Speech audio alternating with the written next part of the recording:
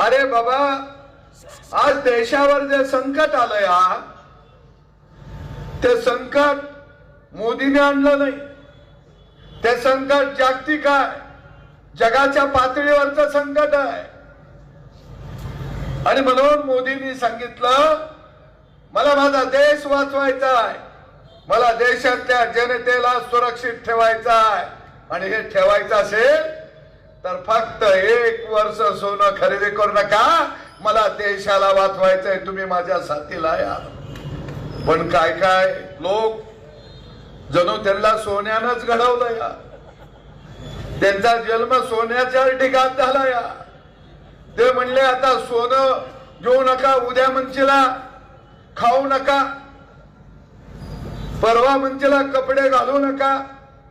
अरे आम्ही असं म्हणलो नाही, पण तुम्हाला घालायची नसली तर घालू नका, आमचा त्याला दुमत नाही. उघडं फिरा.